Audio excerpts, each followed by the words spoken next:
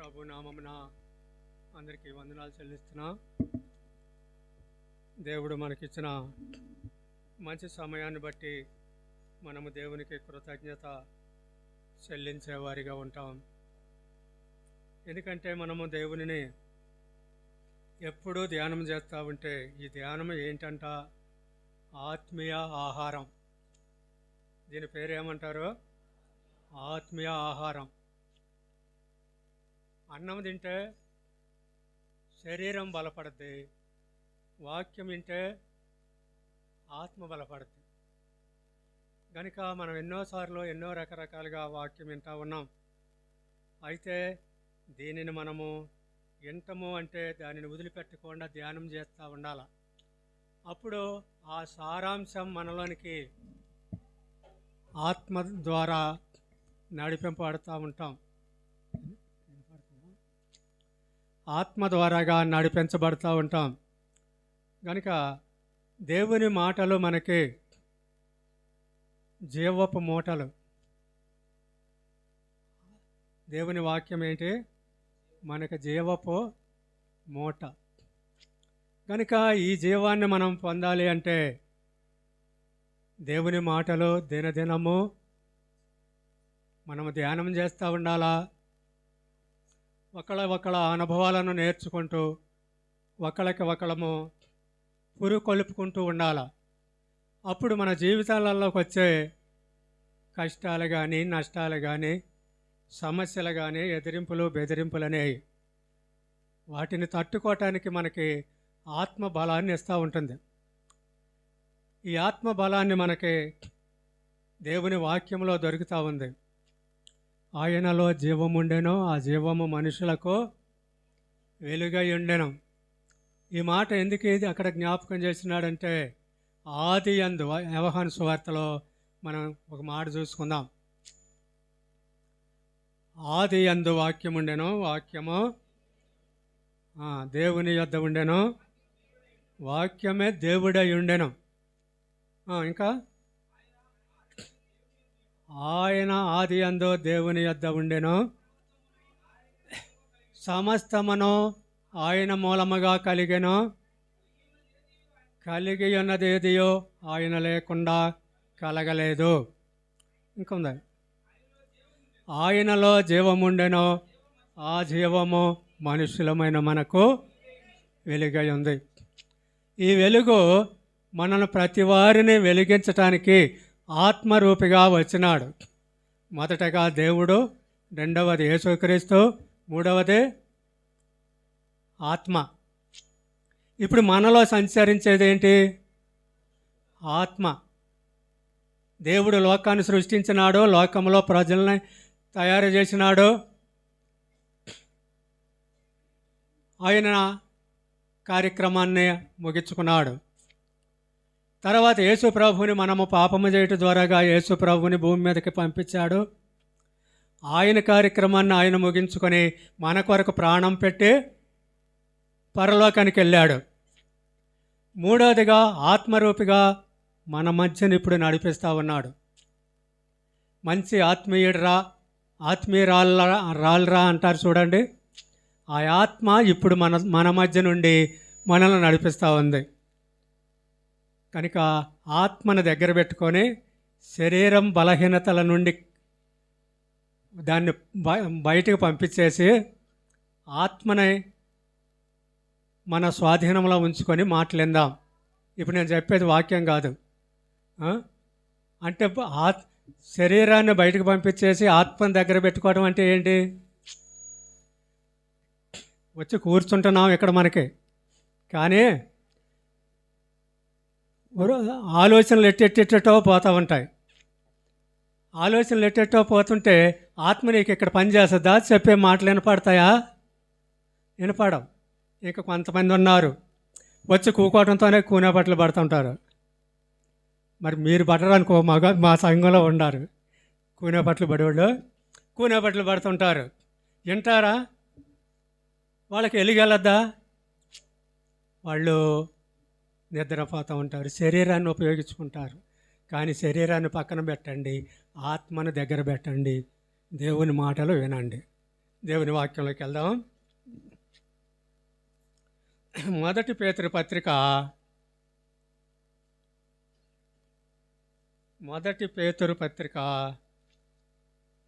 5వ అధ్యాయము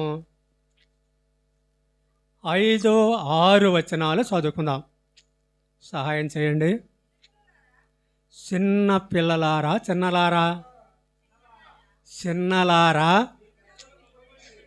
మీ పెద్దలకు లోబడియుండుడి. మీరందరూ ఎదుటివాని ఎడల దీన మనస్సు అను వస్త్రము ధరించుకొని మిమ్మును అలంకరించుకొనుడి. దేవుడు అహంకారులను ఎదిరించి దీనులకు కృప అనుగ్రహించును. దేవుడు మాట, ఇంకొక మాట ఉంది, అది కూడా చదువు. దేవుడు తగిన సమయమునందున మిమ్మును హెచ్చించినట్లు ఆయన బలిష్టమైన చేతి కింద దీన మనస్కులై ఉండుడి. చిన్నలారా పెద్దలకి లోబడి ఉండుడి. రెండవది, దీన మనస్సు అనే వస్త్రమును ధరించుకొనుడి. మూడవది, అహంకారులను ఎదిరించి దీనులకు. మనం ఎట్టా ఉండాలి? 2 భాగాలను మనకి ఇచ్చినాడు ఇక్కడ. ఏం భాగం? చిన్నవారిగా ఉండాలా. ఏ పిల్లవాడు చెప్పినా వినేవారిగా ఉండటమే చిన్నవారు. నేను ముసలోండి, మీరు పడుసోళ్ళు అనుకోకండి. ఎవరో చెప్పినప్పుడు కూడా దేవుని మాటలు చెప్తూ ఉంటే వినేవారిగా మనం ఉన్నప్పుడు చిన్నలము. ఇక్కడ మాట్లాడేది ఎవరో? ఆత్మ, మనిషి కాదు. మనిషి మాట్లాడితే నేను పెద్దోడిని, మీరు చిన్నోళ్ళు అనుకోవచ్చు. మన అందరికంటే కూడా ఎక్కువ. యేసుప్రభు ఏమన్నాడు? పిల్లలారా అని పిలిచినాడు, సంబోధించినాడు కదా. మరి వాళ్ళు ఎంత యేసుప్రభు కంటే పెద్దోళ్ళు చిన్నోళ్ళు మనకు తెలియదు. అయితే పిల్లలారా అని పిలిచినాడు. ఆయన పునరుద్ధానుడై లేచిన తర్వాత వీళ్ళు చేపలు పట్టుకుంటుంటే మీ దగ్గర ఏమైనా ఉన్నాయా చేపలు అని అడిగి వాళ్ళని సంబోధించిన మాట ఏంటి? పిల్లలారా. ఇప్పుడు మనం అందరము పరిశుద్ధాత్మకే పిల్లలమే. చెప్పే నేను, ఈయనే మీరు, అందరము. ఆయన అందించకపోతే నేను మాట్లాడలేను, నేను మాట్లాడకపోతే మీరు వినలేరు. దేవుడు ఒక్కొక్కరిని ఒక్కొక్క విధంగా వాడుకుంటూ ఉంటాడు. వారి వారి తలంతులను బట్టి, వారి పనులను బట్టి ఒక్కొక్క సందర్భంలో ఒక్కొక్కరిని దేవుడు ఉపయోగించుకుంటూ ఉంటాడు. కనుకనే మనము దేవుని ఆత్మ కలిగి మనము నడుచుకుందాం. ఇప్పుడు తగిన సమయమందు నిన్ను హెచ్చించినట్లు ఆయన బలం అంట, ఆయన శక్తి అంట ఏంటి? బలిష్టమైన చేతి కింద. ఆయన చెయ్యాలంటిది బలిష్టమైనది అంటే బలమైనది అని అర్థం. బలమైనది అంటే ఒక చోట ఉంటుంది, దేవుని బలహీనత మానవుల బలము కంటే కూడా. మానవులంటే మనం నలుగురం కాదు, ఈ లోకంలో ఉన్న మానవులందరి బలము ఎంత ఉంటుందో అంతకంటే ఆయన బలహీనత ఎక్కువ అంట. కనుక ఆ బలం మనలోనికి ప్రవేశించేదానిగా ఉంటుంది. ఇప్పుడు ఇక్కడ మనం ఎలాగుండాలా? దీన మనస్సు కలిగి, దీన మనస్సు అనే వస్త్రము ధరించుకొని దానిని అలంకరించుకోవాలంట. సరే, ఇప్పుడు అలంకారానికి మన వద్ద సమయం లేదు కనుక దేవుని కొరకు మనము ఆయన చేతి కింద దీనులుగా ఉండాలి. దీనులుగా ఉన్నప్పుడు మనకు వచ్చే లాభం ఏంటి చూద్దాం. కీర్తనల గ్రంథము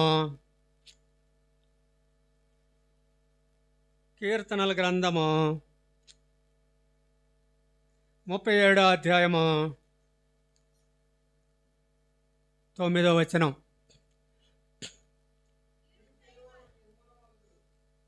పట్ల కీడు చేసేవారు నిర్మూలమగుదురు, యెహోవా కొరకు కనిపెట్టువారు. దీనత్వం అంటే ఏంటి? కనిపెట్టడమే. తగ్గించుకోవటమే. కీడు చేసేవాళ్ళు నాశనం అవుతారు. యెహోవా కొరకు కనిపెట్టువారో దేశాన్నే స్వతంత్రించుకుంటారంట. యుద్ధం చేసి కాదు, పీకలాడి కాదు, విప్లవం రేగి కాదు, లేక ఓట్లలో గెలిచి కాదు, ఇంకా రాజకీయ పార్టీల్లో నిలబడి కాదు దేశాన్ని స్వతంత్రించుకునేది. దేవుని కొరకు కనిపెట్టాలి. దేవుని కొరకు మనము కనిపెడతా ఉంటే కార్యం చేసేది ఆయనే, మనం కాదు. ఇంకొక మాటను చూసుకుందాం. ఇంకొక మాటను మనము చూసుకుందాం. 11వ వచనం, అదే అధ్యాయము 11వ వచనం. ఒకటి దేశాన్ని స్వతంత్రించుకుంటారంట ఆయన కొరకు కనిపెట్టేవాళ్ళు. ఇంకొకటి భూమిని స్వతంత్రించుకుంటారంట. ఇంకేంటి? బహుక్షేమము. క్షేమము వేరు, బహుక్షేమము వేరు. బహుక్షేమము కలిగి సుఖించెదరు. దేశాన్ని స్వతంత్రించుకుంటారు దేవుని కొరకు కనిపెట్టువారు. ఆయన కొరకు ఎదురు చూసేవారు భూమిని స్వతంత్రించుకుంటారు. కనుక మరి 9ంటికే వదిలిపెట్టమన్నాడు. 9 అవుతానే ఉంది. కనుక దేవుడు మన పక్షాన ఉండి కార్యం చేసేవాడిగా ఇక్కడ కనపడతా ఉంది. మనం ఉండేదేంటి? దీనులు కనిపెట్టడం. ఈ రెండు మనలో ఉంటే మన పక్షాన ఆయన చేస్తాడు కార్యం. దీనులుగా మనం ఉన్నప్పుడు ఆయన మన పట్ల కృప చూపించేవాడు. దీనులకు కృప చూపిస్తాడని ఉంది. ఇంకా దీనులు భూమిని స్వతంత్రించుకుంటారు, దేశాన్ని స్వతంత్రించుకుంటారు. ఈ మాటను మనకి జ్ఞాపకం చేస్తూ ఉన్నాడు. ఇంకొక మాటను మనం చూసుకుందాం. సామెతల గ్రంథంలో కూడా ఒక మాట ఉంది చూడండి. 29వ అధ్యాయము 23వ వచనం.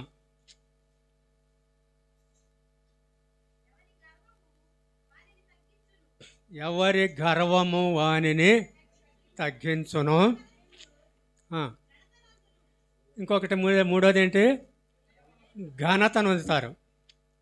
దేశాన్ని స్వతంత్రించుకుంటారు, భూమిని స్వతంత్రించుకుంటారు, ఘనత కూడా దేవుడిచ్చేవాడిగానే ఉంటాడు. ఈ 3 మాటలని మనం ఇప్పుడు ధ్యానం చేసుకుందాం. చాలా ప్రిపేర్ అయ్యి వచ్చాను కానీ సమయం చాలా తక్కువగా ఉంది. కనుక ఈ 3టిని మనం ధ్యానం చేసుకొని దేవునికి ప్రార్థన చేసుకుంటాం.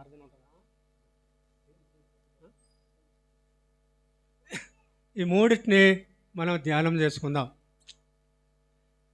ఒక వ్యక్తి దీనుడిగా ఉన్నాడు. ఆ దీనత్వంలో తనకు ఎంత వాదా వచ్చిందంటే ముఖ్యమంత్రి అయ్యే పదవికి వచ్చినాడు. మొదటిగా అతను ఎక్కడున్నాడు అంటే గేట్ కాపలాగా ఉన్నాడు. ఇది మీకు ఎవరికైనా అర్థమవుతుందా? మొదటిగా గేట్ మెయిన్ కాపరి గేట్ దగ్గర కూర్చొని వచ్చేవాళ్ళ మనవాళ్ళ కాదా అని రాజుగారి దగ్గర కనిపెడుతూ ఉన్నాడు. అలాంటి వాడు ముఖ్యమంత్రి అయిపోయాడు. దీని కథ అంతా మనకు తెలుసు కదా. అంటే చదువుకోవటానికే తెలుసు, అనుభవించడానికి తెలియదు అనుకుంటా. కనుక ఇక్కడ మొర్దెకై అనేవాడు దీనుడిగా, నమ్మకస్తుడిగా, రాజుకు కూడా మేలు చేసిన వాడిగా, ప్రాణరక్షణ కలిగించిన వాడిగా ఉన్నాడు. అయితే ఆమాను 3వ అధ్యాయంలో అంటాడు చూడండి.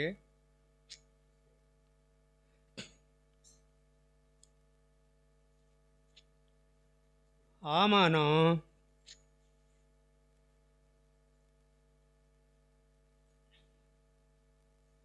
3వ అధ్యాయం 1వ వచనం. ఈ సంగతులైన తర్వాత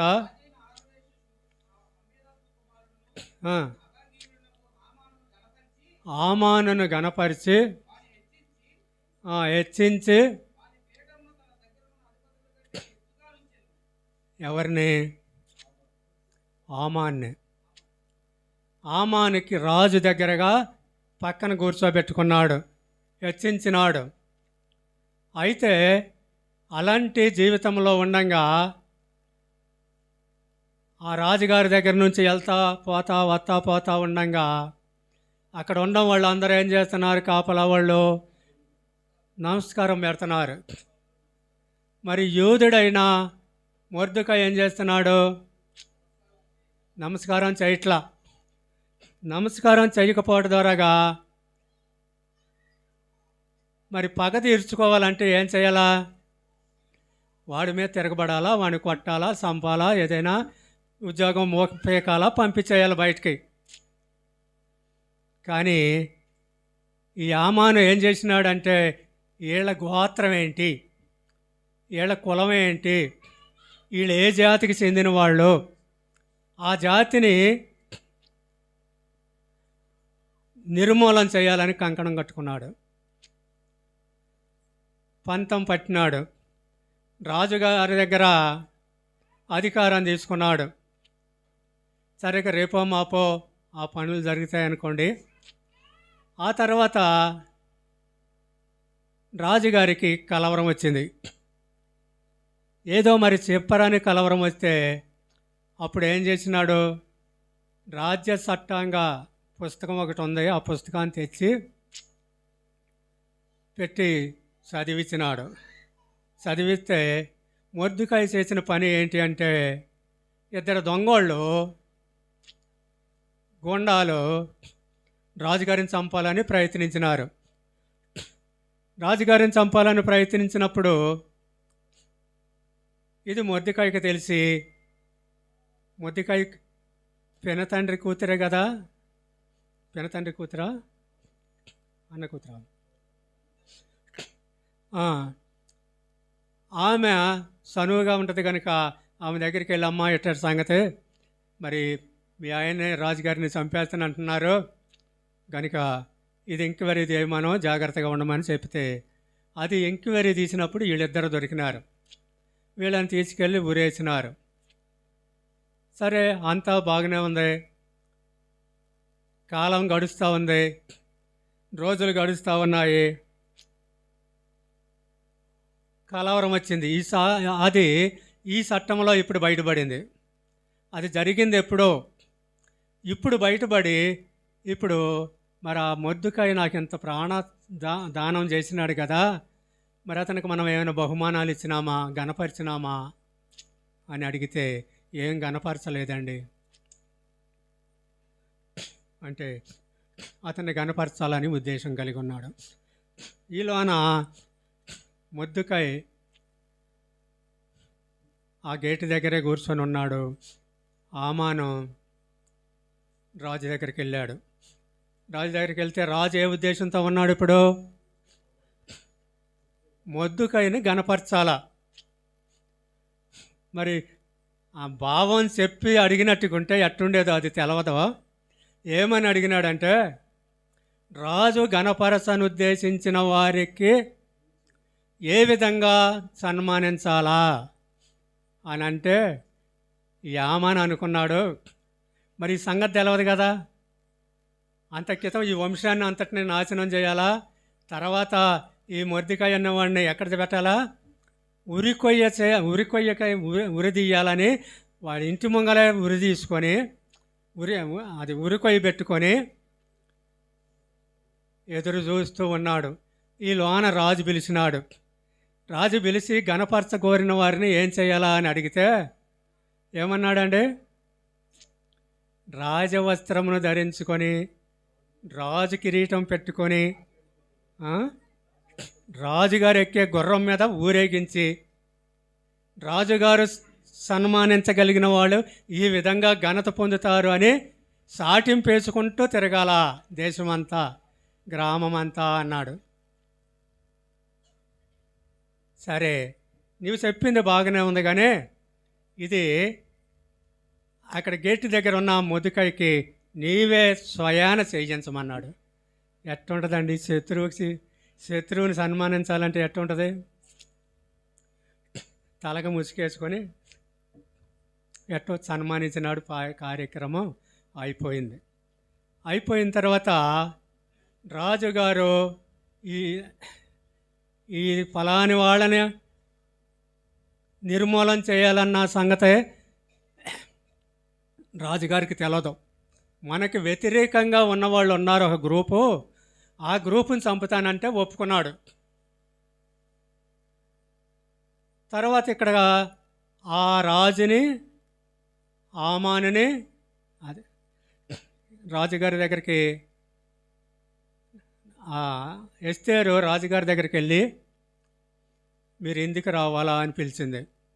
కథ అంతా తెలుసు అనుకుంటా, అందరికీ తెలిసిన విషయాలు, ఇది పురాణాలు కదా. కనుక ఈ కథలు కనుక ఈ కథలు అందరికీ తెలుసు కనుక ఒక మనవి, నేను సగం రాజ్యం నీకు ఇస్తాను, నీకు కావాల్సింది ఏంటి?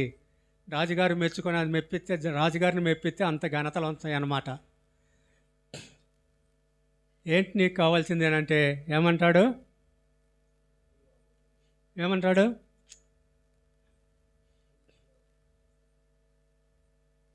ఈ ఎస్తేరు అంటది, అయ్యా మేము బానిసలుగా వచ్చినాం ఇక్కడికి, బానిస బ్రతుకులు బ్రతికేవాళ్ళం, కానీ ఇప్పుడు నన్ను, నా వంశాన్ని నిర్మూలన చేయటానికి ఒక వ్యక్తి కంకణం కట్టుకున్నాడు, పంతం పట్టాడు. మరైతే ఇది ఏపాటి న్యాయం అని బతిమలాడితే రాజు కోపం వచ్చింది. నా దేశంలో నా ప్రజలు ఎవరు కూడా హానికరంగా ఉండకూడదని తలపెట్టుకొని, ఎవడాడు, ఎక్కడున్నాడు అని అంటే అప్పుడు ఏమంటది? దుష్టుడైన ఈ ఆమానే అని, మా విరోధి అయిన, మా పగవాడు దుష్టుడైన ఈ ఆమానే. కంగారు పుట్టేసింది ఆమానికి. తర్వాత రాజు కోపగించుకున్నాడు. ఇక చిన్న చిన్న మాటలు ఎందుకులే, రాజు కోపగించుకున్నాడు.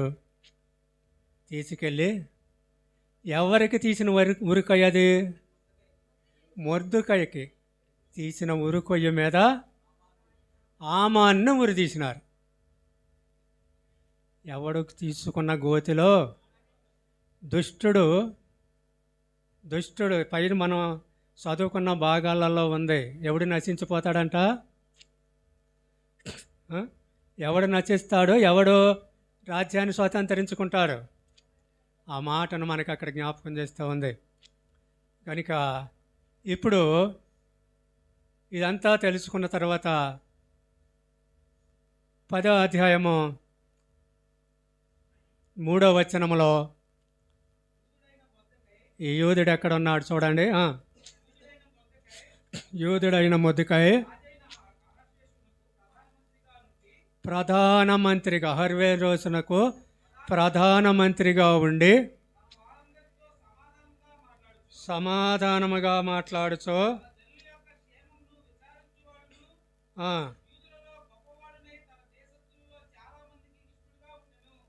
చూచారా?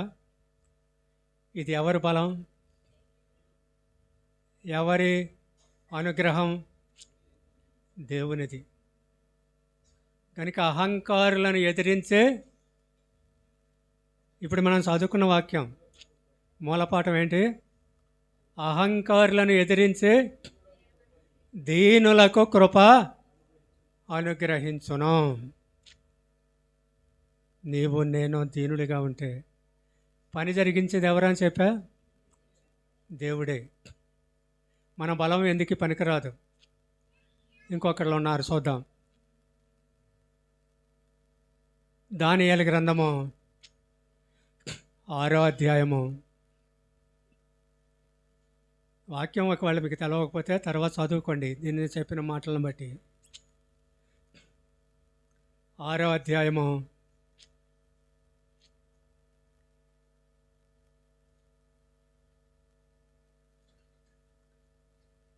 31, 34 దాకా చదవండి.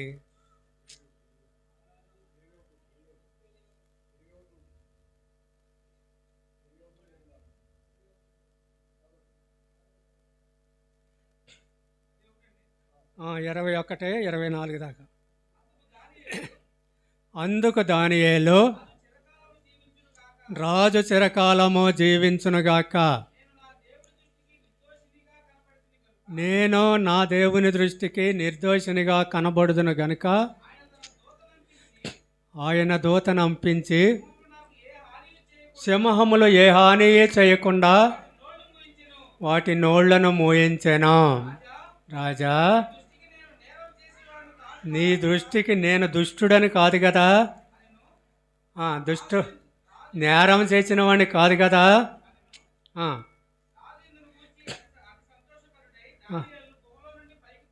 గృహలో నుండి పైకి తీసినారు. బంట్రోతులను దానియేలును బయటికి తీసిన తర్వాత దేవుని యందు భక్తి గలవాడై ఉండినందున సింహాలు ఏ హాని చేయలేదు. రాజు ఆజ్ఞయ్యగా దానియేలు మీద నింద మోపిన ఆ మనుష్యులను వారు తోలుకొని వచ్చి సింహముల గృహలో పడద్రోసెను. వారిని, వారి భార్యలను, వారి కుమారులను పడద్రోసిరి. వారు అడుగు భాగమునకు రాకక్కితమే సింహముల పాలైరి. సింహకములు వాని ఎముకలను గొరికి పగలగొరికి పొడి చేసెను. చూసారా, దేవుడు దయామయుడు. ఆయన భక్తులను ఆయన ఎట్లా కాపాడాలో ఆయన తెలుసు. సింహాలు ఎంతమంది ఏమైనా లెక్క ఉందా మీకు? మొదటి వచనం కానీ చదువుకుందాం. కొన్ని ఎంతమందో ఇక్కడ లెక్క వేసుకుందాం, చూద్దాం. చదవండి.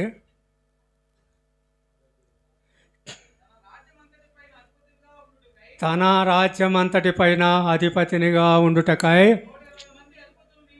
120 మంది అధిపతులను నియమించుటకు దర్యావేషుకు ఇష్టమాయెను. వారి పైన ముగ్గురిని, ఆ ముగ్గురిలో కూడా పైవాడు దానియేలు. ఇప్పుడు ఎంతమంది ఇక్కడ ఉన్నారు చెప్పండి?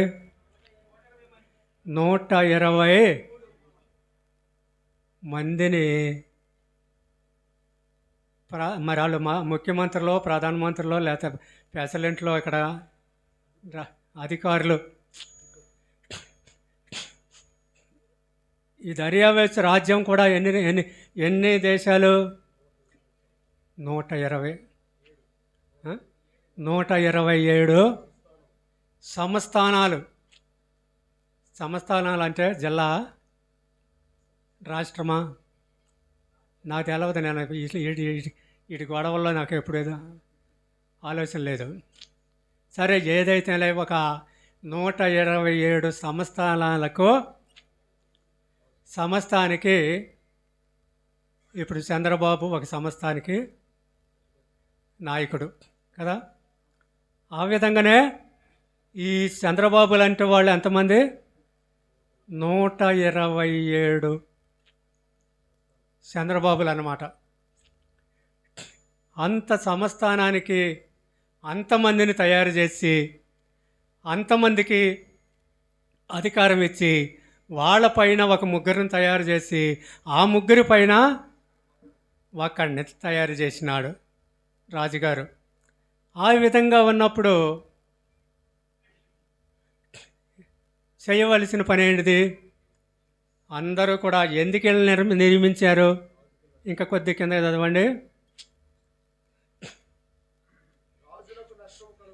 వీళ్ళు ఎందుకంట నియమించింది?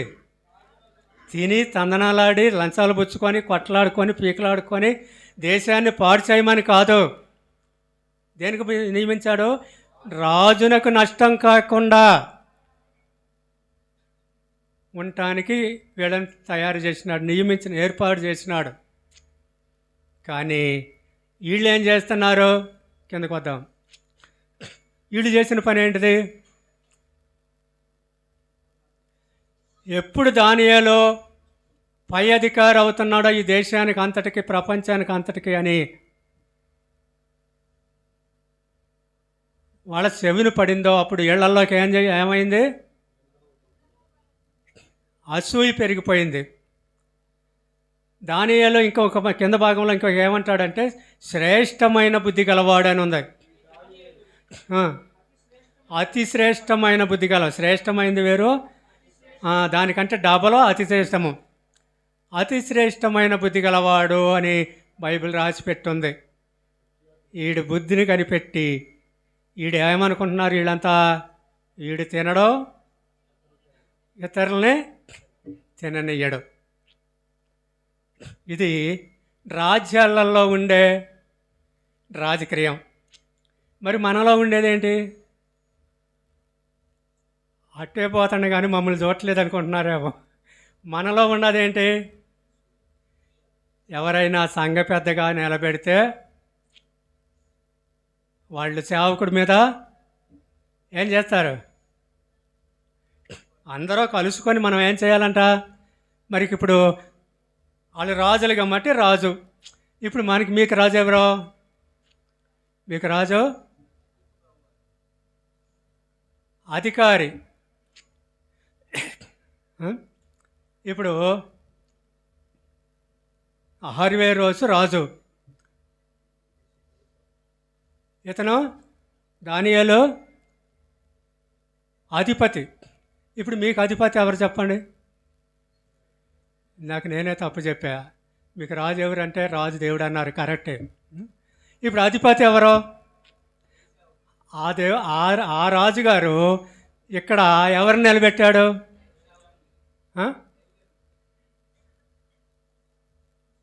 సేవకుడిని నిలబెట్టాడు. ఇప్పుడు సేవకుడు మనకు అధిపతే కాదా? మరి ఆయన మీద మనము తిరుగుబాటు చేస్తే ఎట్టుంటుంది?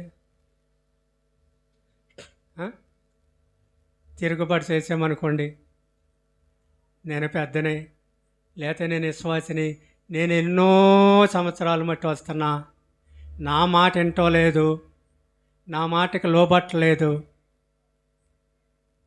నీ మాటకి లోపడాలని ఇక్కడ బైబిల్ గ్రంథము చెప్పలేదు, రాజ్యాంగ చట్టం కూడా చెప్పలేదు. రాజుగారు నియమించిన శాసనము ఎవరు చేయాలా? అధికారి చేయాలా. అధికారికి మీరు బాధ్యతలు ఇచ్చినారు. మీకు సంఘ పరిచారకులని, సంఘ పెద్దలని, ఎవరెవరో ఎన్ని రకాలు ఉంటాయి ఇక్కడ? ఎంతమంది ఉన్నారు? పెద్దలు, విశ్వాసులు, పరిచారకులు, పాటగాళ్ళు, మాటగాళ్ళు, సువార్థికులు, ప్రార్థనాపరులు, చాలా రకాల వాళ్ళు ఉన్నాం మనం. అన్నీ మనకు వచ్చిన తలాంతులు ఇవి. దానియేలు కింద ఉన్న వాళ్ళకి ఇచ్చిన తలాంతులు, సేవకుడి కింద ఉన్న మనకిచ్చిన తలాంతులు ఇవి.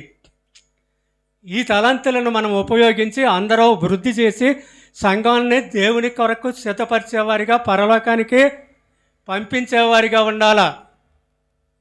మనం ఏం చేస్తున్నాము?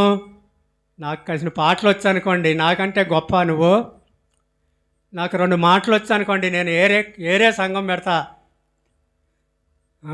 నాకు కతి ఇన్వెస్ట్మెంట్ వచ్చనుకో, నేను లేకపోతే లేదు. ఇవి కాదండి మనకు కావాల్సింది.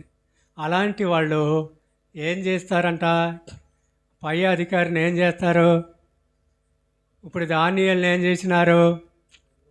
వీళ్ళందరూ 127 సంస్థానాల వాళ్ళందరూ కూడా ఏడకొచ్చినారు? రాజు దగ్గరికి వెళ్ళారు. రాజు దగ్గరికి వెళ్ళి రాజుని ఏమని అడిగినారు? వీడు తినడో వీడు తినడో, మనకి లాభాలు పోతున్నాయి, మాకు లంచాలు రాకుండా పోతున్నాయి, మాకు అధికారాలు లేకుండా పోతున్నాయి, మమ్మల్ని గణపరచుకోకుండా ఈయన్నే గణపరుస్తున్నారు అని ఆలోచన కలిగిన వాళ్ళు అందరూ రాజు దగ్గరికి వెళ్ళి ఇతన్ని ఏ విధంగా మేము లోపరుచుకోవాలా, ఇతని దగ్గర ఏ తప్పు చూపించి రాజుగారితో నింద తీసుకురావాలా అని ఆలోచన కలిగి రాజుగారి దగ్గరికి ఎంతమంది వెళ్ళారండి? 127 మంది వెళ్ళారు. మరి వాళ్ళ వెనకమాల ఇంకెవరైనా ఉన్నారేమో తెలియదు, కానీ ఇక్కడ రాసి పెట్టిన వాళ్ళు ఎంతమంది? 127 మంది వెళ్ళి రాజుగారికి రాజుగారి పరిపాలన అందరూ కూడా ఇక్కడికే వచ్చారు కదా, ఇక ఏంటో నన్ను ఒబ్బేసినారు, హెచ్చించినారు. అయ్యా నీవు దేవుళ్ళు అంటే వాడివి, దేవునికి సమానము, ఒక్క నెల రోజుల పాటు నీకు తప్ప ఎవరికి మనవి చేయకోకుండా ప్రార్థన చేయకోకుండా అన్నీ ఏది అవసరమైనా నిన్నే అడుక్కోవటానికి మనవి చేయలేరా? మన దగ్గర డబ్బు ఏమైనా తక్కువగా ఉందా అని ఎక్కేసేపటికి రాజుగారు ఉబలాట పడ్డాడు. ఇక్కడ పలాని వాళ్ళ కోసం వచ్చినామంటే ఒప్పుకున్నాడు కాదు, తెలియకుండా రహస్యంగా కొట్టినారు దెబ్బ. ఇది దానియేలుకి తెలిసింది. ఆ రాజుగారు ఆర్డర్ ఇచ్చాడు. ఆర్డర్ ఇచ్చిన తర్వాత కనిపెడతా ఉన్నారు. ఇది దానియేలుకి తెలిసింది. దానియేలుకి తెలిసిన తర్వాత దానియేలు ఏం చేసినాడు? క్షమాపణకి వెళ్ళాడా? ఎందుకు నా పైన ఈ నిందలేస్తున్నారు? నేను యోధుడిని కదా, దేవుడికి ప్రార్థన చేసేవాడిని కదా, నా మీద ఎందుకు ఈ నిందలో అని అడగలా. ఏం చేసినాడు? ఇంటికి పోయి డ్యూటీలు చేసేటప్పుడు ఏ విధంగా అయితే ప్రార్థన చేసినాడో ఆ విధంగా మోకరించి, ఇంకొకటి యెరూషలేము తట్టు కిటికీ తెరవబడి దాకొని నీకు చేయాలా నేను ప్రార్థన? దేవుడు ఎట్లా జరిగిస్తే అట్లా జరిగిస్తాడు, నేను మాత్రము ప్రార్థన. రోజుకి 3 సార్లు ప్రార్థన చేస్తున్నాడు మోకరించి. వీళ్ళందరూ కట్టకట్టుకొని వెళ్ళారు. అయ్యా ఎక్కడైనా ఉందా రాజుగారి శాసనము ధిక్కరించడం అని అంటే ఎవరో, మరి కోపం వస్తుంది కదా, ఎవరో తెలియదు కదా, ఎవరో అని గర్వంగా మాట్లాడినాడు. గర్వంగా మాట్లాడితే మా అందరి పైన ఉంచినావా, చూసినవా, పెద్ద అధిపతి, ఆ అధిపతి నిన్ను కానీ నీ శాసనాన్ని కానీ నీ మాటను కానీ ఆజ్ఞను కానీ లెక్క చేయట్లేదయ్యా అన్నారు. రాజుగారికి గుండె ఆగిపోయింది. మెచ్చుకున్నవాడు, అతి శ్రేష్టమైన బుద్ధి గలవాడు, రాజుకి నష్టం లేకోకుండా చూసేవాడు, వాడిని చంపాలంటే ఎట్ట కుదురుద్ది చెప్పండి? సరే ఎట్టో మనేది పెట్టుకున్నాడు, పంపించేసినాడు. సింహాల భవన్లోకి వెళ్ళాడు. తిరిగి పైకి వచ్చినాడు. పైకి వచ్చిన తర్వాత వీళ్ళని అందరం తీసుకెళ్ళి, ఎంతమంది వీళ్ళు? 127, భార్యలు 127, పిల్లలు ఒక్కొక్కరినే చూసుకుందాం వాళ్ళకు కూడా, వాళ్ళు 127, 300, 327, సుమారు 400 మంది, 400-500 మంది ఉన్నారు కదా. ఈ 400-500 మంది కూడా దాంట్లో పడేస్తే సింహాలు ఏం చేసినాయండి? సింహాలు ఏం చేసినాయి? ఎముకలతో మాంసం తినేసినాయి. మాంసం చాలక ఎముకలను కూడా పొడి పొడి చేసి దాంట్లో మూలికలు కూడా తిన్నాయి. చూసారా? అంత ఆకలితో ఉన్నాయి. దానియేలుని ఎందుకు తినలేదంటావు? దేవుడు శక్తివంతుడు కనుక కింద బాగా ఈ శ్రమ శ్రమ వచ్చుట మనకి మేలు. నింద వచ్చినప్పుడు, అవమానం వచ్చినప్పుడు, కష్టం వచ్చినప్పుడు ఏం చేయాలా? మోకరించి ప్రార్థన చేయాల. ఈ ప్రార్థనే మనకు బలం. ప్రార్థన లేని జీవితము వ్యర్థమే, అది ఎందుకు పనికిరాదు. నీకు ఎన్ని తలంతులు ఉన్నప్పుడు కూడా ప్రార్థన తలంతు అందరికీ కావాలా. నీ పాటలు పాడే వరం ఉంది, తలంత అది వాడుకో. నీకు వాక్యం చెప్పే వరం ఉంది, వాడుకో. రకరకాలైన వరాలు ఉన్నాయి, పరిచర్యలు చేసే వరాలు ఉన్నాయి, వాడుకో. కానీ వీటికి ముందు మనం ఏం చేయాలంటే, నా పని ఏంటి, నా పని నేను ఎట్ట చేయాలని ప్రార్థన చేసుకోవాలి ముందు. ఇప్పుడు దానియేలు అదే ప్రార్థన చేసుకున్నాడు, రక్షణ పొందినాడు. శ్రమ వచ్చినప్పుడు కూడా ఎక్కడికి పోకుండా దేవుని సన్నిధికే వెళ్ళినాడు, దేవునికే మొరపెట్టుకున్నాడు, దేవుని ద్వారా విజయం పొందినాడు. సామెతల గ్రంథము 3వ అధ్యాయము 5వ వచనము. మనం ఏం చేయాలంట? స్వబుద్ధిని ఆధారము చేసుకొనక నీ పూర్ణ హృదయంతో యెహోవా యందు నమ్మక ఉంచుము. ఏమవుతుంది? చదువు. నీ ప్రవర్తన అంతటి యందు ఆయన అధికారమునకు ఒప్పుకొనుము, అప్పుడు ఆయన నీ త్రోవలను సరళం చేయనంటే నీకున్న అడ్డులన్నీ తొలగించును. ఈ అడ్డులు తొలగించేవాడు ఎవరో? దేవుడు. నీ త్రోవలను సరళము చేయను. ఇంకేముంది?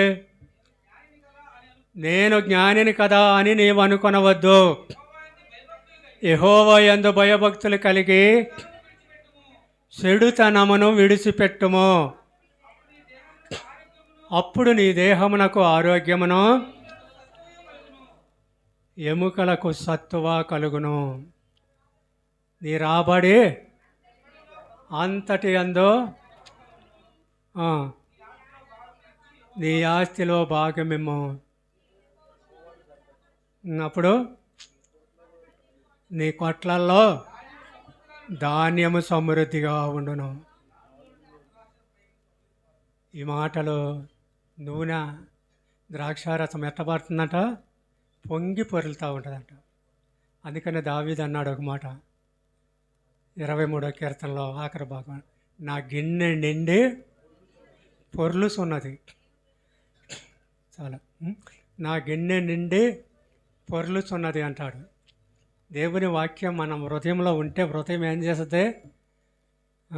ఏమని పాడతామంటే పాట, ఈ సంతోషము నీకు కావాలేనా, ఈ సంతోషము నీకు కావాలేనా, ఈ సంతోషము నీకు కావాలేనా, నేడే యేసు నొద్దకు రమ్ము, నేడే యేసు నొద్దకు రమ్ము, సంతోషమే సమాధానమే, సంతోషమే సమాధానమే, సంతోషమే సమాధానమే, చెప్పన సౌఖ్యమైన సంతోషం, చెప్పన సౌఖ్యమైన సంతోషం.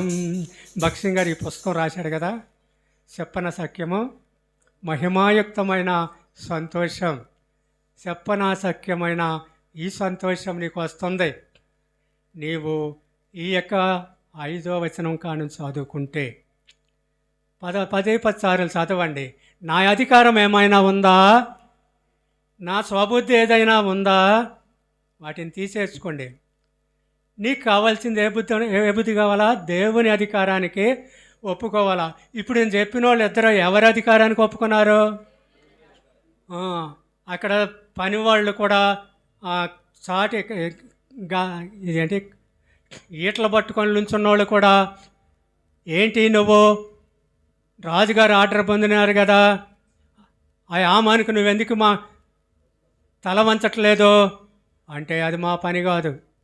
నువ్వు ఎంతకాలం స్థిరంగా ఉంటావని వీళ్ళు కొంతమంది ప్రోత్సహించవచ్చు. రాజు ఆ యామాన్తో పేచీలు పేచీలు మాటలు పెట్టవచ్చు. నిన్ను లెక్క చేయట్లేదు, నీ అధికారానికి లోబట్టలేదు, నీకు నమస్కారం పెట్టలేదని ఎన్నో పుల్లంగీలు మాటలు పెట్టి ఉండొచ్చు. కానీ తెలిసి కూడా ఏం చేసినాడు? మౌనంగా ఉన్నాడు. మౌనమే దేవునికి ఇష్టం. అందుకనే ఈ దేనికి అప్పగించుకున్నాడు? ఆయన అధికారానికి అప్పగించుకున్నాడు. నిన్ను నమ్ముకున్నాను కనుక నీవు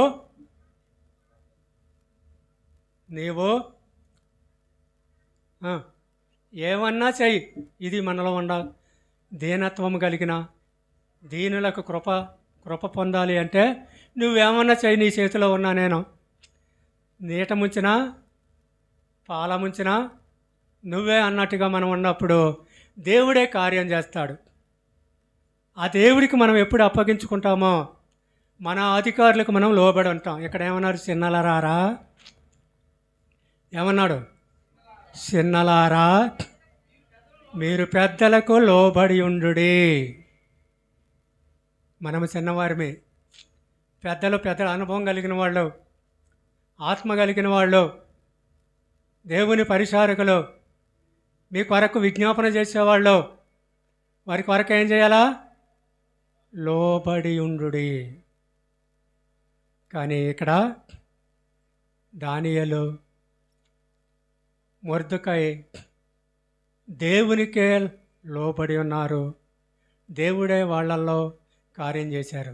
ఈ విధంగా చెప్పాలంటే ఇంకా చాలామంది ఉన్నాయి కనుక దేవుడు ఇక్కడ దావీదుని, ఇంకా యోసేపుని, వీళ్ళందరూ దీనులే. వీళ్ళందరూ ఏమీ లేని వాళ్ళే, పేదవాళ్లే. కానీ వాళ్ళకు కూడా స్థానాలు సంపాదించినారు. అవి తర్వాత మీ ఆత్మతో మీరు దానిని ధ్యానం చేసుకోండి. ఇంకొకటి అహంకారులను, అక్కడ మాటలు చెప్పండి. మనం దీన మనస్సు అనే వస్త్రాన్ని ధరించుకున్నప్పుడు దేవుడు మన పట్ల మనకొచ్చే విరోధులను, మనకొచ్చే శత్రువులను, మనకొచ్చే అవండాలను, ఆపదలను, కష్టాలను, రోగాలను అన్నిటిని కూడా ఆయన సమర్థుడు తీసివేయటానికి. అలాంటి ఆ దేవునికి లోబడ్డ వారిని ఈ విధంగా చేసినారు. ఈ విధంగా వాళ్ళు ఏ స్థానాలు సంపాదించినారు? ఇద్దరు కూడా 25వ వచనం చదవండి. మన దానియేలు గ్రంథంలో 6వ అధ్యాయంలో దానియేలు ఏ సాక్ష్యం పొందినాడో చూద్దాం.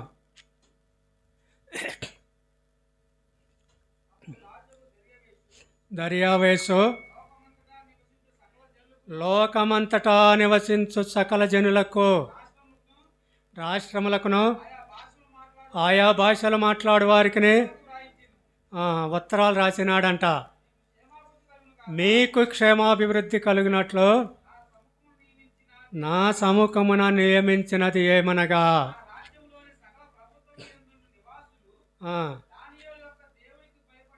సకల ప్రభుత్వముల యందు ఉండు నివాసులందరినీ కూడా ఆజ్ఞాపిస్తున్నాడు. దానియేలు యొక్క దేవునికి భయపడి ఆయన సముఖమున వణుకుచుండవలెను. ఆయనే జీవము కలిగిన దేవుడు, ఆయనే యుగయుగములు ఉండువాడు. ఆయన రాజ్యము నాశనము కానేరదు. ఆయన ఆధిపత్యము తొదమట్టుకు ఉండును. ఆయన శిక్షించువాడును రక్షించువాడు నయ్యుండి పరమందును భూమి మీదను సూచక్రియలను ఆశ్చర్య కార్యములు చేయవాడు. ఆయనే ఈ సింహముల నోట నుండి దానియేలును రక్షించెను అని దండోరా వేయించినాడు. ఈ దానియేలు ఎంతకాలం ఉన్నాడు? దర్యావేసు ప్రభుత్వ కాలమందును, కోరేసు ప్రభుత్వ కాలమందును వర్ధిల్లెను. దేవుని యొక్క బిడ్డలారా, మనం కూడా వర్ధిల్లాలి అంటే ఏం చేయాలి? దేవునికి నమ్మకంగా ఉండాలి, దేవుణ్ణి ఆనుకొని ఉండాలి. దానియేలులాగా, మొర్దెకాయిలాగా దేవునిని ఆధారం చేసుకొని జీవించాలి. అప్పుడు దానియేలు స్థానాన్ని ఈ లోకంలోనే సంపాదించినాడు. కానీ మనం ఏ లోకంలో సంపాదిస్తాం? పరలోకంలో మనకుందండి. ఆత్మ విషయమై దీనులైన వారు ధన్యులు, పరలోక రాజ్యము వారిది. ఇప్పుడు మన దీనత్వాన్ని చూద్దాం. ఎంత మట్టికి మనం దీనత్వంగా ఉంటున్నామో, ఆ దీనత్వంగా మనం ఎంత దేవునికి దగ్గరగా వెళ్తే దెయ్యం దూరంగా పోద్ది. దేవుడికి దూరంగా ఉండి దెయ్యం దగ్గరకు పోతే, తప్పుడు ప్రచారాలకు లోబడిపోతే, తప్పుడు మాటలకు లోబడిపోతే దేవుడు దూరం అవుతాడు, దెయ్యం దగ్గరకు వస్తుంది. మనల్ని పట్టి ఊగేస్తుంది. మన అధికారం, మన వాద, మన పలుకుబడి, మన ఉద్యోగం, మన జాబులు, మన యొక్క అంతస్తులు వీటిని చూపెడద్ది, నష్టపెడుతుంది, నాశనానికి తీసుకెళ్ళి నరకంలో పడేస్తుంది. అలాంటి జీవితంలో నుండి దేవుడు మనల్ని రక్షించి ఆయన రక్తముతో మనల్ని కడిగినాడు. యేసు ప్రభు కూడా ఎంతగా దీనుడిగా ఉన్నాడు, ఎంత దీనుడిగా ఉన్నాడు ఆయనే చెప్తా ఉన్నాడు ఒక మాట. 11వ అధ్యాయము మత్తయి సువార్త 29వ వచనంలో ఏమంటున్నాడు? నేను సాత్వికుడను, దీన మనస్సు గలవాడను, మీ మీద నా కాడి ఎత్తుకొని నా యొద్ద నేర్చుకొనండి, అప్పుడు మీ ప్రాణములకు విశ్రాంతి దొరుకును.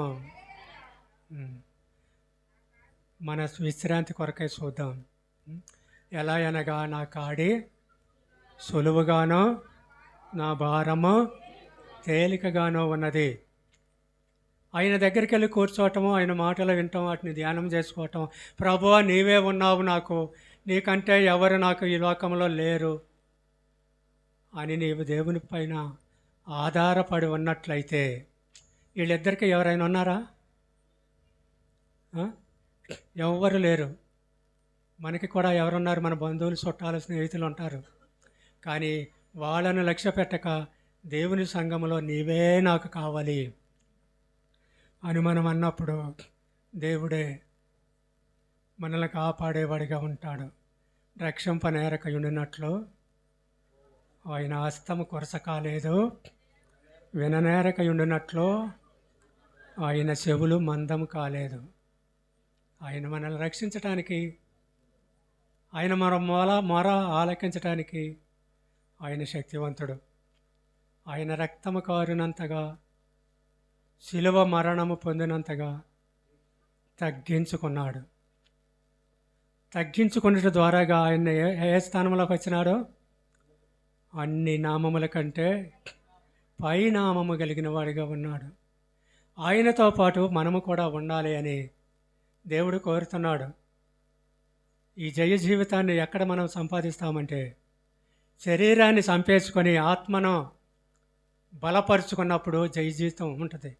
ప్రకటన గ్రంథంలో ఆ మాట అంటాడు, నేను జయించి, 21వ వచనం, నేను జయించి నా తండ్రితో కూడా ఉన్న ప్రకారం సింహాసనమునందు కూర్చున్న ప్రకారము జయించి వారిని నాతో కూడా నా సింహాసనం మీద కూర్చోబెడతాను. ఆ జయ జీవితం మనకు ఉండాలండి. నువ్వు ఎటు చెప్తున్నావు కానీ నువ్వు జయిస్తావా అంటావేమో. ఒక చిన్న సాక్ష్యం చెప్పినా ముగిచ్చినా, అది మీకు ఇష్టమైతే చెప్తా, లేకపోతే మానేస్తా. కావాలా వద్దా? కావాలా? నాకు ఒక బావమరిది ఉన్నాడు. మా ఇద్దరికి ఒక సంవత్సరం చెల్లెలు. మా చెల్లెలకి నాకు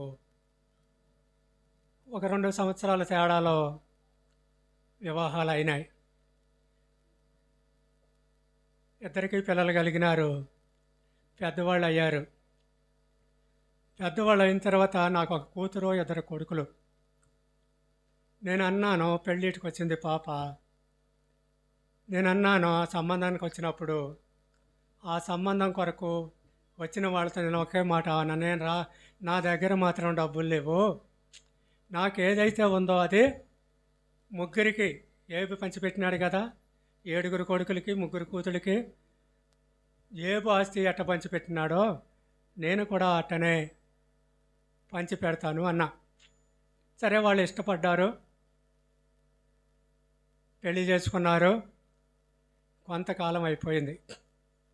కొంతకాలం అయిపోయేపటికి నువ్వు వాళ్ళకి చెల్లెలవే కదా, వాళ్ళ కూతురు అయితే సగం వాటా ఇచ్చాడు, భాగం పంచిపెట్టాడు, నీకేదో రూపాయి పాపాయి నెత్తిన మారేసి పంపించాడు, వెళ్ళి అడుగుతావా అడగవా అని మా చెల్లెల మీద గొడవ వేసుకున్నాడు మా బావమరిది.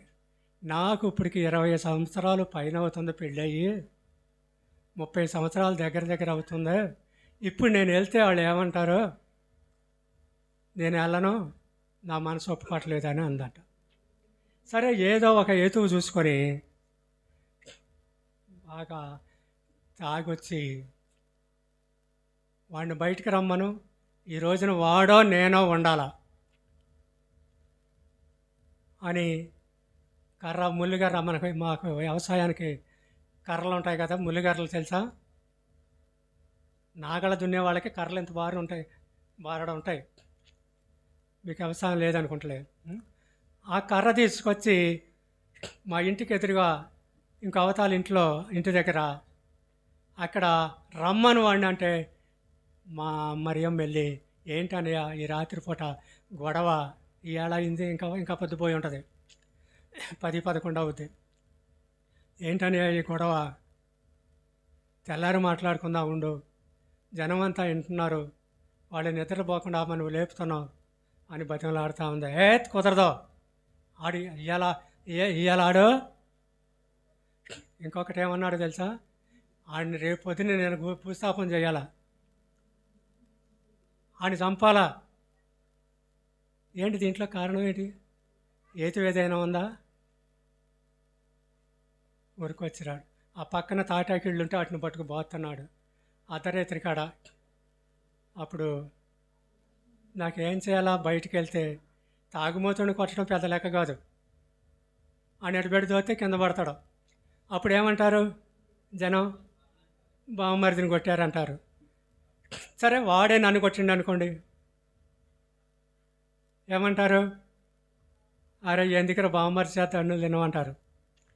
ఏం చేయాలా, వీడు వస్తే కొడితే 4 దెబ్బలు కొట్టి వెళ్తాడు, తెల్లారి నేను హాస్పిటల్ పోయి బాగు చేసుకోవచ్చు లేకమని ఆలోచన వచ్చింది. ఆలోచన వచ్చి చేతులు ఇట్ట పైకి లేపా, ఇట్టే కుంగబడ్డా, కింద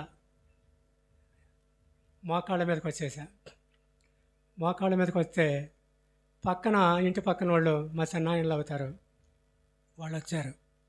వచ్చి, ఎరా ఇప్పటికి గంట మట్టి సవాళ్ళు చేస్తున్నాం, భూమి అంతా బద్దలు కొడుతున్నాం, వాళ్ళ ఇళ్ళన్నీ బద్దలు కొడుతున్నాం, తాటాకులన్నీ కారిపోతాయి కదా రేపు, ఏంటిరా నీ పొగరంటే, కుదరదాడు, ఆడికా నేనా ఉండాలి ఇవాళ, రేపు వాడు ఉండకూడదు, లేకపోతే నేను ఉండకూడదు అని అంటున్నాడు. ఏం చేయాలిక? వాడు అన్నాడు, మా చిన్నాయన వచ్చి ఆ పక్క వాళ్ళని పిలిచి, అరే వాళ్ళ పేర్లను పెట్టి పిలిచి, అక్కడ తాడు ఉంది కానీ ఆ తాడు ఎట్ట పట్టుకురంటే ఇక్కడ కరెంట్ స్తంభం ఉంది, ఈ కరెంట్ స్తంభం కట్టేద్దాం, రేపొద్దున వాళ్ళ నాయన వచ్చి వాడిని ఇడిపించుకుపోతాడు అని ఒకళ్ళని కేకేశాడు. కేకేస్తే తాగింది దిగిపోయింది, కర్ర సంకలో పెట్టుకున్నాడు, ఇంటికి పోయాడు. నేను వెళ్తే ఏమవుద్దండి, 2 రక్తాలు కారుతాయి, పోలీస్ స్టేషన్కో లేదా పంచాయతీకో పోవాలా, 2 చెరొక కొంత డబ్బులు వసూలు వదిలించుకోవాలా? దేవుడి కార్యమా ఇదే? నా గొప్పతనమా? దేవుడి కార్యం. మనము దీనులుగా ఎప్పుడైతే ఉంటామో దేవుడు మన పక్షాన యుద్ధం చేస్తాడు. నేను అక్కడికి వెళ్ళలేదు, క్షమాపణ చెప్పలేదు, లేకపోతే పోట్లాడలేదు, ఏమి చేయలేకుండా అక్కడే వెళ్ళిపోయాడు. కనుక మనలో దీనులుగా ఉన్నవాడు ఎప్పుడూ ఓటమి రుచి చూడడం. చాలా ఉన్నాయి ఇలాంటి సంఘటనలు. ఉం? అయితే దేవుడు మన పక్షాన ఉండంగా, నీవు నాకుండగా, ఆకాశం ముందు నీవు ఉండగా లోకములోనిది ఏది నాకు అక్కరలేదు. దేవుడు న్యాయం చేసేవాడు, నీకొచ్చిన నిందను తీసేసేవాడు, నీకొచ్చిన అవమానాన్ని తీసేసేవాడు, నీ బాధలు చూసేవాడు, నీ రోగాలు బాగు చేసేవాడు. యెషయా గ్రంథంలో ఒక మాట ఉంది, ఆయనకి ఏం చేయటం సంతోషం అంటే, ఆయన ఎందు నమ్మకస్తులను ఆయన సంతోషపరచడమే ఆయనకు ఒక సంతోషం. చూడండి, యెషయా గ్రంథము 61వ అధ్యాయము 7వ వచనం. కనుక దేవుడు మనల్ని, మనకే అవమానం వస్తుందో, ఏ నింద వస్తుందో, ఏ బాధ వస్తుందో అన్నిటికీ కూడా రెట్టింపు ఘనత ఇస్తాడండి. ఇంకో మాట ఉంది, సంతోషించరు. నిందకు ప్రతిగా వారు పొందిన భాగమును అనుభవించి సంతోషించరు. వారు తమ దేశములో రెట్టింపు భాగమునకు కర్తలగుదురు. నిత్యానందము వారికి కలుగును. న్యాయము చేయటం ఎవరికంటా చేత అయ్యేది? మనం 4 రూపాయలు లంచం ఇస్తే న్యాయాన్ని అన్యాయంగానో, అన్యాయాన్ని న్యాయంగా చేస్తాం. కానీ ఎంత లంచగొండోడు కాదు మన దేవుడు. న్యాయం చేయటమే ఆయన సంతోషిస్తాడు. ఇంకా కింద భాగంలో ఉంటుంది చూడండి, ఒక్కని అన్యాయముగా ఎవరైనా ఎవరి సొత్తు అయినా పట్టుకుంటే నాకు దేవుడు అసహ్యపడతా ఉంటాడంట. ఇంకా సత్యమును బట్టి, నీ యథార్థతను బట్టి, నీవు దేవుని నమ్మిన నమ్మకత్వాన్ని బట్టి నీ క్రియాఫలమును వారికి ఇచ్చుచున్నాడు. గనుక వారితో నిబంధన కూడా చేస్తున్నాడు. నిబంధన అంటే ప్రమాణం. ఎవరు సత్యవంతులుగా ఉంటారో వాళ్ళతో దేవుడు ప్రమాణం చేస్తున్నాడండి. మరి నమ్ముదామా? నువ్వు చెప్పిపో, మేము వింటాం, లేదో లేదనుకోకండి. దేవుని వాక్యం ఏమంటుందంటే, ఆయన మాటలు సున్నా కానీ పొల్లు కానీ తప్పిపోతాం. మనం తప్పుకుపోతున్నాం దేవుడి దగ్గర నుండి. దేవుడి దగ్గర నుండి మనం తప్పుకుపోతే ఆయన ఏం చేస్తాడు? ఆయన పిలుస్తున్నాడు, గాయపడిన చేత్తో రండి, నా దగ్గరికి రండి, నేను విశ్రాంతినిస్తాను, నమ్మకంగా ఉండండి, నేను నీకు నెమ్మదినిస్తాను అని ఆయన చెప్తా ఉన్నాడు. యెహోవాని నమ్ముకున్నవాడు ఎలా ఉంటాడంటే, నీటి కాలువల వారన నాటబడినదై ఆకువాడక తన కాలమందు ఫలమిచ్చు చెట్టు వలె ఉండును. ఇంకా ఒక మాట ఉంది అక్కడ, ఇర్మీయా గ్రంథము 17వ అధ్యాయము 7-8 వచనాలలో అక్కడ రాసిపెట్టుంది.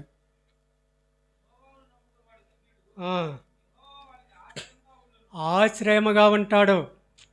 యెహోవాను నమ్ముకున్నవాడు ధన్యుడు, యెహోవా వానికి ఆశ్రయముగా ఉండను. జలముల యొద్ద నాటబడిన చెట్టు వలె ఉండును. కాలువల వారన నాటబడి ఏళ్ళు తన్నును. వెట్ట కలిగినను భయపడదు. ఆకుపచ్చగా ఉండును. వర్షము లేని సంవత్సరమున చింత నొందదు, కాపు మానదు. దేవుడు చూశాడా? అంతగా అభివృద్ధి చెందాడు. 1వ కీర్తనలో కూడా ఒక మాట ఉంది, మనం ఎక్కడి నుంచి తప్పుకోవాలో, ఎక్కడ ఉండాలో చెప్తున్నాడు అక్కడ. దుష్టుల ఆలోచన చప్పున నడువక, పాపుల మార్గమును నిలువక, అపహాసకులు కూర్చున్న చోటున కూర్చుండక, యెహోవా ధర్మశాస్త్రమునందు ఆనందించుచు దివారాత్రములో దానిని ధ్యానించువాడు ధన్యుడు. నీటి కాలువల వారన నాటబడిన వాడై ఆకువాడక తన కాలమందు ఫలమిచ్చు చెట్టు వలె ఉండును.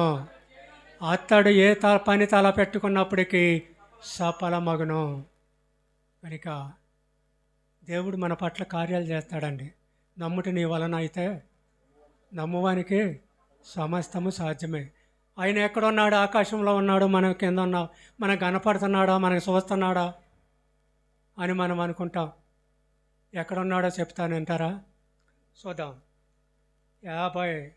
యెషయా 57 అధ్యాయము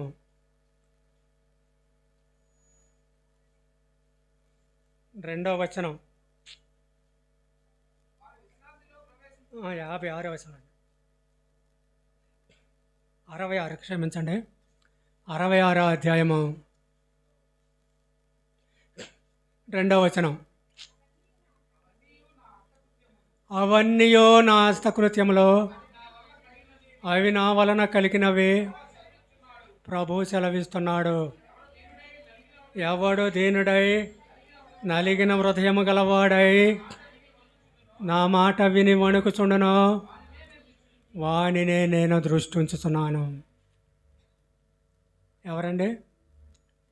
ఆయన చూస్తూ ఉన్నాడు. 57 అధ్యాయం 15వ వచనంలో ఇక్కడ చూస్తున్నాడు, అక్కడ ఏం చేస్తున్నాడు చూద్దాం. మహాగణుడును మహోన్నతుడును పరిశుద్ధుడును నిత్య నివాసి అయిన వాడు ఇలాగ సెలవిచ్చుచున్నాడు. నేను ఎక్కడున్నవాడిని? పరిశుద్ధ స్థలములలో, మహోన్నతమైన పరిశుద్ధ స్థలములలో నివసించగలిగిన వాడిని.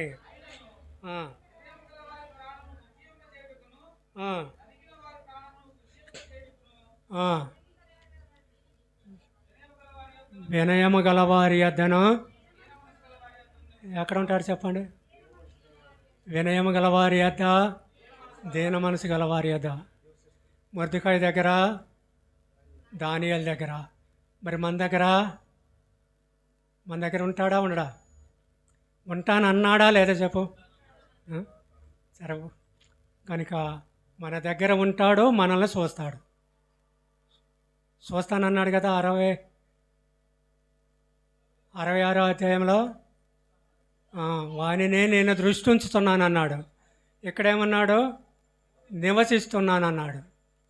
మరి ఆయన దగ్గర ఉన్నాడా లేదా? ఇప్పుడు ఆయన దగ్గర మనకున్నాడా? ఆయన మన కొరకు వచ్చి ప్రాణం పెట్టి రక్తం కార్చి ఆయన మన కొరకు ఏం చేసినాడో ఫిలిప్పీ పత్రికలో ఒక మాట ఉంది. ఫిలిప్పీ పత్రిక 2వ అధ్యాయము 5వ వచనము నుండి 11వ వచనం దాకా చదువుకుంటే ఆయన ఎట్ట దీనుడిగా ఉన్నాడో ఆ దీనత్వం మనకు నేర్పుతున్నాడు. చూడండి.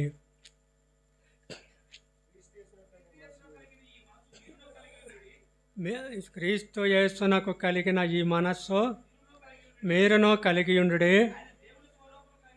ఆయన దేవుని స్వరూపము కలిగిన వాడై దేవునితో సమానముగా ఉండుట విడిచిపెట్టకూడని భాగ్యమని ఎంచుకొని మనుష్యుల పోలికగా పుట్టి దాసుని స్వరూపము ధరించుకొని తన్ను తానే రిక్తునిగా చేసుకొనెను.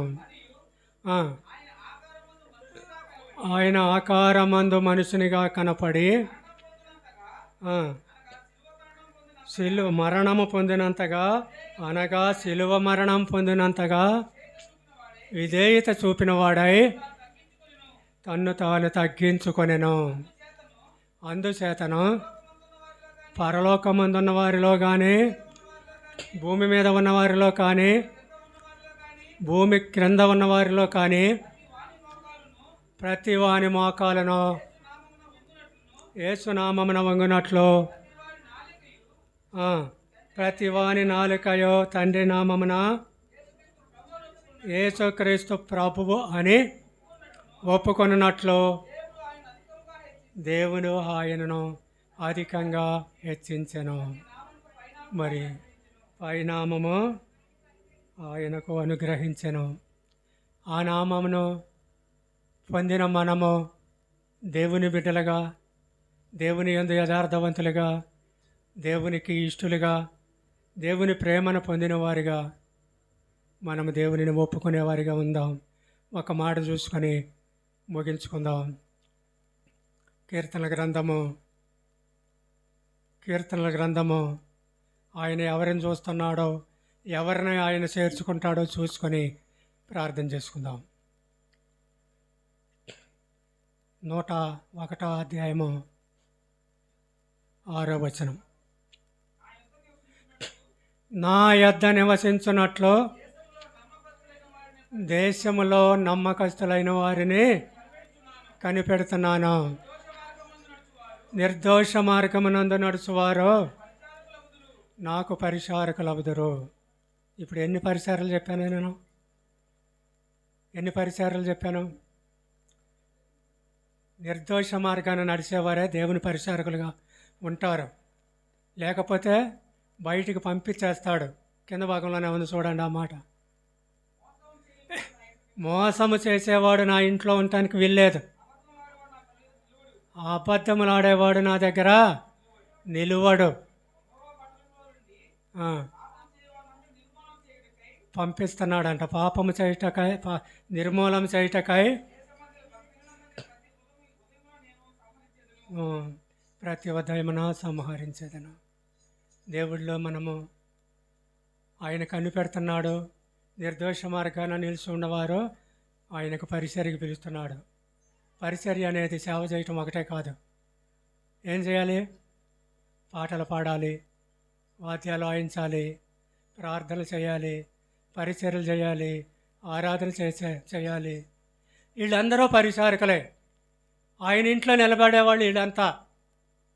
నీకే తలంతు ఉందో ఆ తలంతుని నీవు నిర్దోషత్వంగా పని చేసినప్పుడు ఆ తలంతు నీవు అనుభవిస్తావు. నీవు దేవుని ఇంట్లో ఒక స్తంభంగా నిలబడతావు. దేవుడు వాక్యం దీవించునుగాక. ఆమేన్.